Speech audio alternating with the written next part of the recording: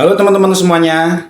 Oke, pertama-tama saya ingin mengucapkan terima kasih yang banyak kepada teman-teman semuanya yang selama ini telah mensupport dan mendukung saya. Saya ucapkan terima kasih yang sebanyak-banyaknya teman-teman ya.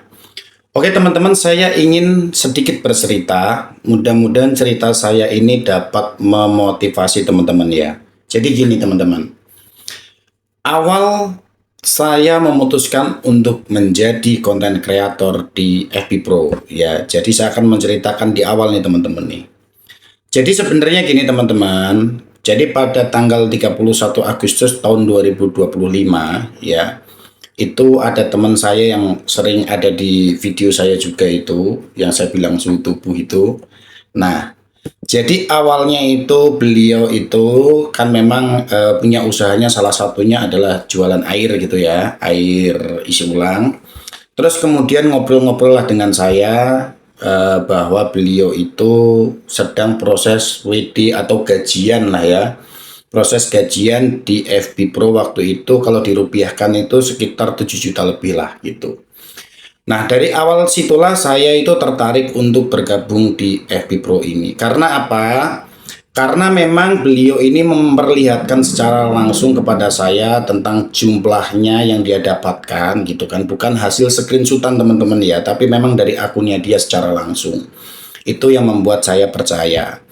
Awalnya dulu ya kan, saya itu kan biasanya memang main aplikasinya itu di aplikasi sebelah teman-teman ya, yang aplikasi si hitam merah itu ya. Nah di sana itu memang saya sering live lah dulu, sering live juga, dan juga saya juga punya anggota lumayan juga waktu itu di sana. Ya ada beberapa yang memang pada akhirnya mereka itu memutuskan untuk menjadi konten kreator di FB Pro ya gitu. Nah, tapi waktu itu sekitar ya 3 tahunan yang lalu lah mereka itu pada bergabung di FB Pro ini gitu kan. Nah, kala itu saya tidak ada rasa tertarik sedikit pun teman-teman ya untuk bergabung di FB Pro gitu ya. Tapi setelah yang tadi saya cerita itu ada teman saya itu yang menceritakan secara langsung ya kan. Nah, akhirnya saya tertarik. Karena apa? Awalnya saya bermain di media sosial itu ya di aplikasi sebelah itu adalah untuk mencari hiburan teman-teman gitu ya, bukan untuk mencari yang namanya penghasilan gitu. Tetapi ketika itu saya bertemu dengan seseorang yang memberikan motivasi lah ya, bahwa kita itu harus membuat konten yang baik, yang bagus. Karena apa? Karena konten itu adalah bagian dari investasi masa depan. Ya, jadi intinya konten yang dimaksud ini pada saat saya masih aktif di aplikasi sebelah, di TokTok ya.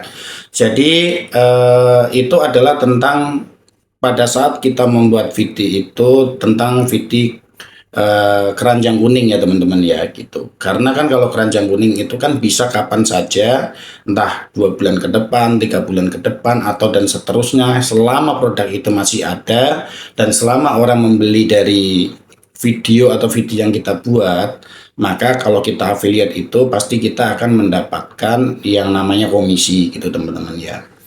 Nah, terus kemudian saya mulai kembali agak sedikit aktif tuh teman-teman di TokTok ya gitu. Nah, sampai dengan pada akhirnya ketemu sama teman saya yang menyampaikan tentang gajian di FB Pro itu. Nah, dari situ terus pada akhirnya saya memutuskan untuk menjadi konten kreator di FB Pro ini teman-teman itu ya. Jadi kenapa saya memutuskan untuk menjadi konten kreator di FB Pro ini? Ya jadi pertimbangannya adalah gini teman-teman ya. Jadi kalau saya kan ibaratnya bekerja gitu ya.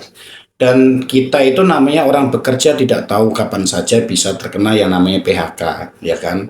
Bisa hari ini, besok, lusa atau dan seterusnya. Kita tidak ada yang tahu. Baik PHK itu karena beberapa sebab itu kan bisa terjadi saja gitu kan. Kita tidak ada yang tahu. Artinya untuk mengantisipasi semua itu, nah, saya mencoba untuk menggeluti di bidang apa namanya konten kreator di FB Pro ini. Nah, itu adalah awal cerita kenapa saya memutuskan bergabung di FB Pro teman-teman dan menjadi konten kreator di sini. Jadi artinya saya melihat jangka panjang ke depannya FB Pro itu Ya menurut saya pasti akan bagus. Karena apa? Karena di FB Pro ini kan kita pada saat sudah MK nanti, nah yang membayar kita itu adalah dari aplikatornya, yaitu dari Mbak Meta. Nah, kalau sedangkan kita bermain di aplikasi sebelah itu, kita kan mendapat gift itu kan dari orang lain gitu ya. Jadi kita biasanya mendapatkan penghasilan itu dari situ. Terus kemudian penghasilan juga bisa juga dari affiliate. Tapi ya affiliate itu kan juga tidak semudah yang orang-orang katakan juga gitu teman-teman ya. Itu perjuangannya juga sangat luar biasa gitu teman-teman ya. Nah, itu adalah cerita saya ya, kenapa saya bisa bergabung di sini gitu teman-teman ya.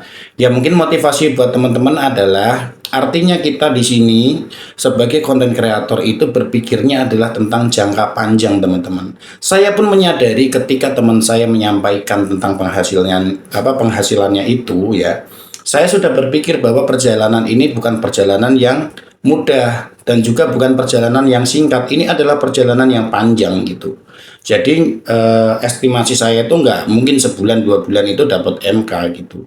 Kalaupun misalnya dapat ya berarti memang dia lagi sangat beruntung gitu.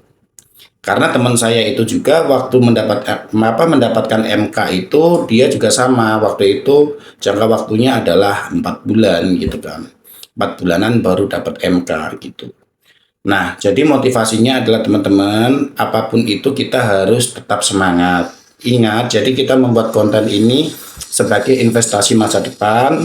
Jadi buatlah konten yang berkualitas. Jadi walaupun sudah berlalu entah 1 bulan, 2 bulan, pada saat video kita itu disebarkan oleh sistemnya Meta, masih banyak orang yang nonton, masih banyak orang yang memberikan tanggapan, baik itu like ataupun ada yang komen misalnya, nah itu masih berpotensi untuk mendapatkan cuan nanti pada saat kita sudah di MK. Kira-kira seperti itu teman-teman ya.